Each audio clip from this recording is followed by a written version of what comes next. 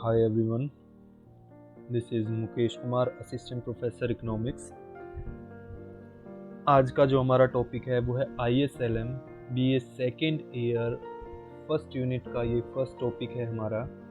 और जो हमारी फर्स्ट यूनिट है वो ISLM के साथ ही चलती है।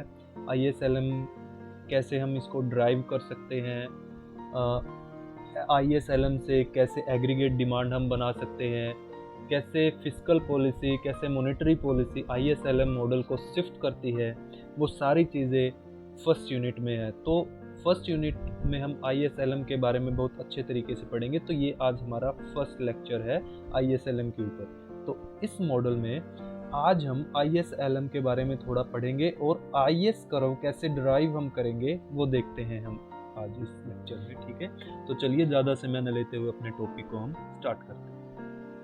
तो चलिए बच्चों, सबसे पहले ISLM मॉडल के बारे में थोड़ा जान लेते हैं कि ISLM मॉडल हम क्यों पढ़ते हैं। तो देखिए, जो ISLM मॉडल है, जो केन्ज की थ्योरी है, वो उसको बहुत अच्छे तरीके से इंटरप्रेट करता है।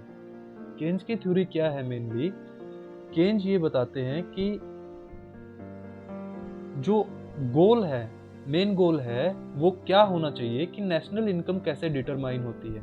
केन्ज की थ्योरी का मेन गोल यही है कि हम नेशनल इनकम को डिटरमाइन कैसे करें, और इसके लिए केन्ज ने ISLM मॉडल बनाया। ISLM मॉडल के जरिए उसने नेशनल इनकम के बारे में बताने की कोशिश करी और ये बताने की कोशिश करी कि कैसे मॉनेटरी पॉलिसी, मौद्रिक नीति और फिस्कल पॉलिसी, राजकोषीय नीति, किस प्रकार से डिमांड, जो इकोनॉमी में डिमांड होती है, एक इकोनॉमी में जिसको हम एग्रीगेट डिमांड बोलते हैं, वो कैसे इन्फ्लुएंस होती है, गवर्नमेंट उसको किस प्रकार से इन्फ्लुएंस करती है through monetary policy and fiscal policy. तो ये सारी चीजें ISLM से हमें सीखने को मिलेगी। तो चलिए बच्चों, मीनिंग समझते हैं IS और LM का क्या होता है। तो IS, सबसे पहले IS के बारे में पढ़ेंगे कि IS का क्या मतलब होता है। तो IS में देखिए दो वर्ड है, I और S, तो इनके अलग अलग मतलब है बच्चों। I का मतलब यहाँ पे हो गया हमारा इन्वेस्टमेंट, ठीक है, और S का मतलब हो गया सेविंग। तो IS का मतलब इन्वेस्टमेंट एंड सेविंग। और IS कर्व क्या बताता है कि गुड और सर्विसेज मार्केट में क्या चल रहा है। ठीक है बच्चों, अब चलते हैं हमारे LM कर्व की ओर। LM स्टैंड फॉर, L से हमारा बनता है लिक्विडिटी और M से हमारा बनता है मनी। ठीक है, तो इससे हमें ये पता चलता है कि LM कर्व हमें मनी मार्केट के बारे में बताता है, जबकि IS कर्व हमें गुड एंड सर्विसेज, वस्तु और सेवाओं के बाजार के बारे में बताता है, और ये हमें मनी मार्केट यानी मुद्रा बाजार के बारे में बताता है। तो देखिए, अब इसमें क्या है मेन कि ब्याज की जो दर है वो हमें, जो हमारा निवेश होता है, जो हमारी बचत होती है, और जो पैसे की मांग और आपूर्ति होती है, उसको सबको प्रभावित कौन करता है? ब्याज की दर प्रभावित करती है। अब आप यहाँ पे देखोगे कि निवेश और बचत, इन्वेस्टमेंट एंड सेविंग किसका पार्ट है? IS का पार्ट है। और मुद्रा की मांग और आपूर्ति, मनी, ये मनी मार्केट में है, तो ये किसका पार्ट है? LM का पार्ट है। तो इन दोनों को जो ब्याज की दर है वो इफेक्ट करती है, वो इन्फ्लुएंस करती है। तो इसलिए हम कह सकते हैं कि जो IS कर्व है, जो IS और LM दो जो टुकड़े हैं एक मॉडल के, उनको जोड़ने का काम यहाँ पे हमारी ब्याज की दर करेगी। ठीक है, तो ब्याज की दर हर चीज को इन्फ्लुएंस करती है जो ISLM में हम पढ़ते हैं। तो ब्याज की दर इन दोनों टुकड़ों को यहाँ पे जोड़ती है या दोनों को प्रभावित करती है। ठीक है, तो इस बात को ध्यान रखना है। अब बात करते हैं हम IS कर्व कैसे ड्राइव करें। आज का जो हमारा लेक्चर है पूरा, ये IS कर्व के ऊपर ही है। LM कर्व का हम नेक्स्ट लेक्चर में देखेंगे। तो आज हम IS के बारे में पढ़ते हैं। IS क्या होता है? हमने पीछे पढ़ा कि IS मीन इन्वेस्टमेंट और सेविंग। ठीक है, तो IS कर्व हमें बताता क्या है, अब हम ये देखते हैं। IS curve shows the relationship between the rate of interest and national income. Hindi में पढ़ते हैं, IS वक्र ब्याज की दर और राष्ट्रीय आय के बीच में संबंध को दिखाता है। ठीक है, रिलेशनशिप दिखाता है रेट ऑफ इंटरेस्ट और नेशनल इनकम के बीच में। ठीक है, तो IS कर्व कैसे बनता है? तो देखिए, केन्ज ने यहाँ पे दो मॉडल यूज किए हैं IS और LM कर्व बनाने के लिए। एक यूज किया है, ध्यान से देखिएगा बच्चों, केंजियन क्रॉस और एक इन्वेस्टमेंट फंक्शन।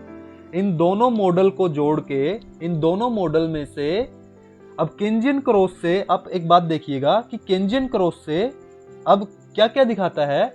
ब्याज की, देखिए यहाँ पे देखिए आप एक बार,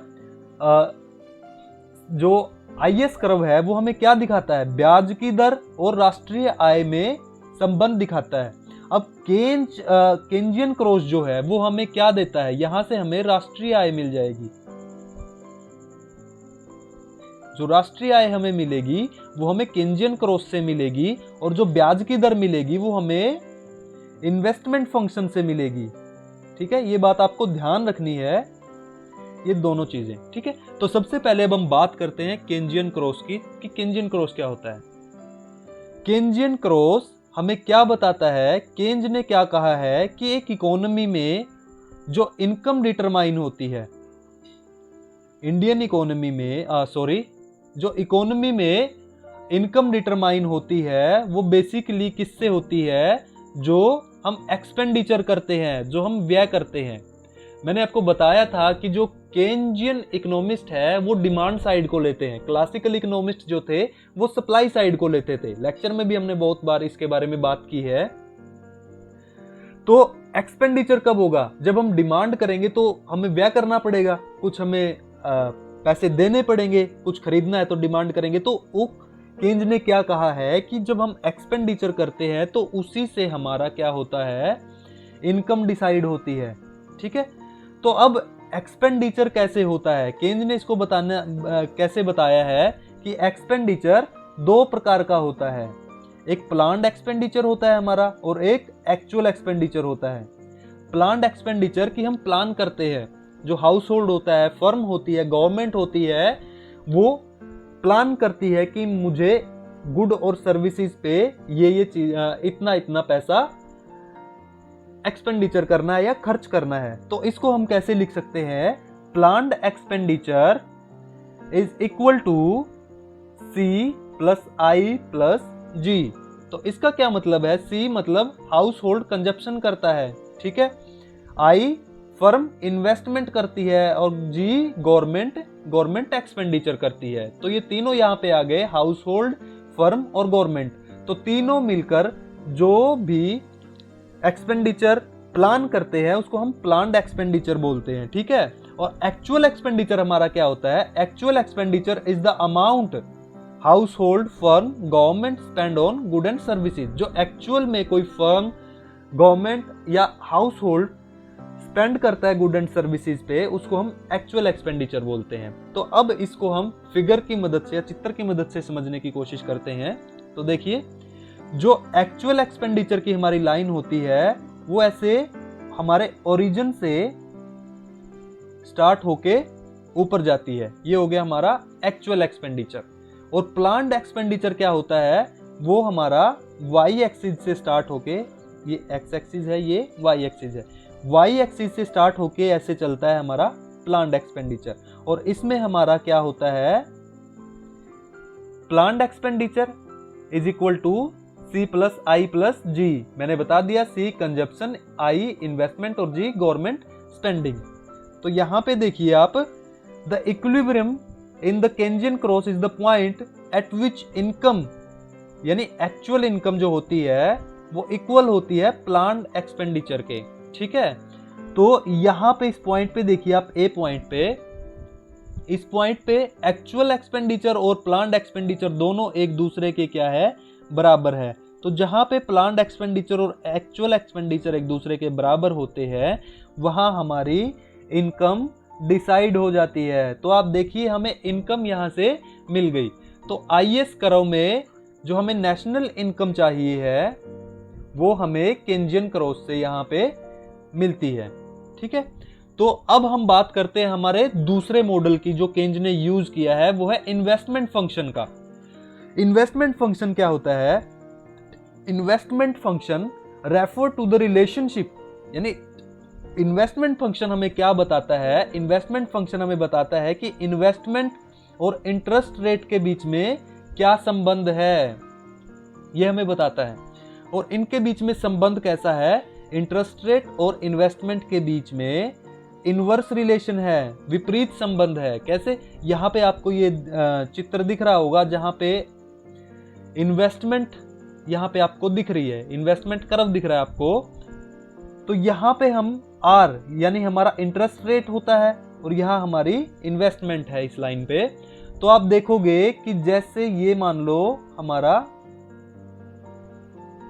इंटरेस्ट रेट है R1 पहले, जब इंटरेस्ट रेट R1 था तो इनकम हमारी OM थी। अब इंटरेस्ट रेट क्या हो गया? कम हो गया।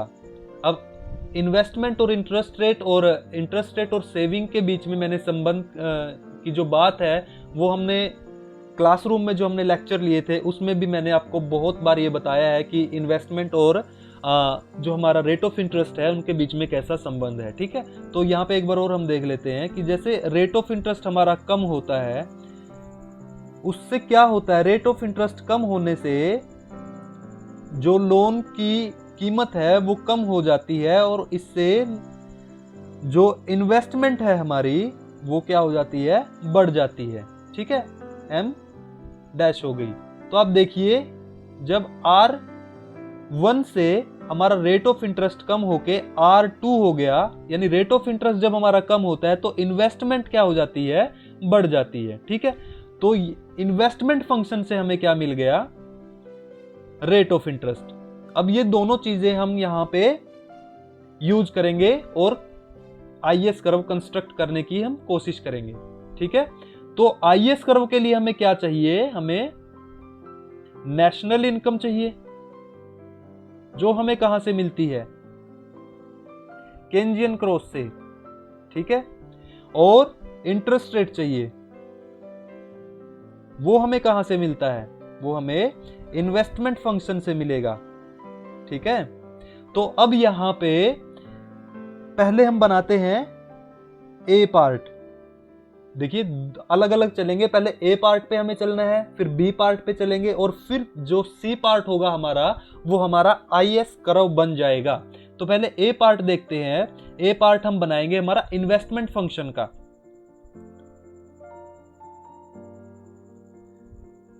Y axis, X axis. ठीक है बच्चों, तो यहां पे हमारा क्या होता है? इन्वेस्टमेंट फंक्शन में हमने पीछे देखा है, इन्वेस्टमेंट फंक्शन में यहाँ पे रेट ऑफ इंटरेस्ट लेते हैं और यहाँ पे नीचे इन्वेस्टमेंट लेते हैं। तो हमने क्या देखा कि कैसा था ये कर्व हमारा? इंटरेस्ट रेट का ये कर्व हमारा ऐसे था। तो इसमें क्या था कि जब इंटरेस्ट रेट R1 था हमने देखा तो उस समय इन्वेस्टमेंट OM थी हमारी, और जैसे ही हमारा इंटरेस्ट रेट कम हो गया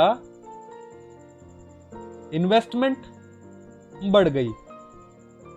जब इंटरेस्ट रेट R2 हो गया तो इन्वेस्टमेंट बढ़ के M1 हो गई हमारी। ठीक है, तो ये हमारा ए पार्ट हो गया।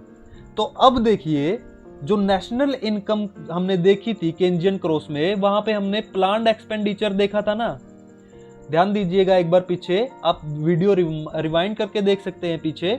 उसमें हमने क्या कहा था कि प्लान्ड एक्सपेंडिचर बराबर होता है consumption plus investment plus government spending. ठीक है, तो अब देखिए जो इन्वेस्टमेंट बढ़ी है इसको हम यहां पे यूज करेंगे। यहां पे इन्वेस्टमेंट है ना, तो बी पार्ट जब हम यहां पे बनाने वाले हैं उसमें हम किसका यूज करेंगे? इन्वेस्टमेंट का यूज करेंगे। इसमें हमारा क्या था? जो केंजियन क्रॉस था, यहां पे हमारी एक्चुअल एक्सपेंडिचर थी, यहां पे हमारी इनकम थी। ठीक है, और यहां पे हमारे जो एक्सपेंडिचर थे सारे वो थे, ये हमारी एक्चुअल एक्सपेंडिचर थी। और प्लान्ड एक्सपेंडिचर हमारा इस प्रकार था, प्लान्ड एक्सपेंडिचर। इसमें क्या था? C plus I plus G। अब देखिए ये यूज करना है हमें। अब इन्वेस्टमेंट क्या हो गई? इन्वेस्टमेंट पहले OM थी, तो इस पॉइंट पे जहां पे हमारी ये इनकम क्या थी, जहां पे एक्चुअल एक्सपेंडिचर और प्लान्ड एक्सपेंडिचर मिलते हैं, वहां पे इनकम एन कर लेते हैं हम यहाँ पे, ओ एन थी। अब क्या करें, इन्वेस्टमेंट क्या हो गया, इंक्रीज हो गया ना, तो अब इस चीज को हम कहाँ पे लेके जाएंगे, यहाँ पे इन्वेस्टमेंट को क्या कर देंगे, इंक्रीज कर देंगे। अब देखिए इन्वेस्टमेंट इंक्रीज हो जाएगा तो प्लान्ड एक्सपेंडिचर भी इंक्रीज हो जाएगा, और प्लान्ड एक्सपेंडिचर इंक्रीज हो जाएगा तो ये कर्व कहाँ चला जाएगा, ऊपर चला जाएगा। प्लान्ड एक्सपेंडिचर सी प्लस आई में चेंज हो गया ना हमारा, प्लस आई प्लस जी, ठीक है। तो इन्वेस्टमेंट बढ़ गई, इन्वेस्टमेंट बढ़ने से हमारा प्लान्ड एक्सपेंडिचर का जो कर्व है वो भी ऊपर चला गया, और ऊपर जाने से जो इनकम है, अब यहां पे देखिए जो इनकम है वो क्या हो गई, बढ़ गई, ठीक है। इनकम क्या हो गई हमारी, N1, इनकम बढ़ गई ना। तो अब इन दोनों चीजों को तीसरे कर्व पे हम लेकर चलेंगे, जो हमारा होगा आईएस कर्व। आईएस कर्व में हम देखिए क्या क्या चाहिए आईएस कर्व के लिए, नेशनल इनकम चाहिए है और इंटरेस्ट रेट चाहिए है। आईएस कर्व की डेफिनेशन क्या थी हमारी, आईएस कर्व क्या होता है, इंटरेस्ट रेट और नेशनल इनकम के बीच में रिलेशन को दिखाता है, ठीक है। तो यहां पे हो गया हमारा इनकम, एक्स एक्सिस पर इनकम लेंगे, और यहां पे ये क्या लेंगे, इंटरेस्ट रेट। अब यहां पे क्या लेंगे, इंटरेस्ट रेट, क्योंकि हम क्या ड्रॉ कर रहे हैं, अब आईएस कर्व ड्रॉ कर रहे हैं, और आईएस कर्व में क्या होता है, इंटरेस्ट रेट और नेशनल इनकम लेनी है हमें। तो इंटरेस्ट रेट हमें कहां से मिल गया, इन्वेस्टमेंट फंक्शन से, इन्वेस्टमेंट फंक्शन से, ठीक है। यहां से हमें क्या मिल गया, अब इन लाइन को क्या करते हैं, हम आगे लेके जाते हैं, इसको भी आगे लेके जाते हैं, ठीक है। अब क्या मिल गया हमें, इंटरेस्ट रेट R1 R2। जब इंटरेस्ट रेट क्या था, R1 था, तो ये पोजीशन थी ना, यहां पे इन्वेस्टमेंट क्या थी उस टाइम पे, ये थी, और ये इन्वेस्टमेंट इसमें कहां पे थी, ये थी ना, तो ये पॉइंट था। तो इसको और इसको क्या कर देंगे, मिला देंगे। तो ये हमारा हो गया पहला पॉइंट बी, ठीक है। अब दूसरा, जब इंटरेस्ट रेट क्या होता है हमारा, कम हो गया, इंटरेस्ट रेट कम होता है तो इन्वेस्टमेंट हमारी क्या होगी, बढ़ गई। यहां पे देखिए इन्वेस्टमेंट बढ़ गई, और या इस चित्र में आपको केंजियन क्रॉस में कहां दिख रही है, इन्वेस्टमेंट बढ़ने से इनकम क्या हो गई, बढ़ गई। तो इनकम, बड़ी इनकम को हम यहां पे लिख लेते हैं, इन दोनों पॉइंट को आपस में मिला देते हैं। अब देखिए, अब इनको पॉइंट बी और पॉइंट सी यहां पे कर लेते हैं हम। तो जब इन दोनों पॉइंट को मिलाते हैं तो हमें हमारा आईएस कर्व मिल जाता है। तो इस प्रकार हम अपने आईएस कर्व को ड्रॉ करते हैं, ठीक है बच्चों। होप कि आप इस वीडियो से आईएस कर्व बनाना सीख गए होंगे, और आईएस एलएम कर्व का जो दूसरा पार्ट है हमारा, एलएम कर्व हम बनाएंगे, तो वो हम सेकंड लेक्चर में देखेंगे, जो कि बहुत जल्द आएगा। तब तक के लिए बच्चों, thank you, God bless you.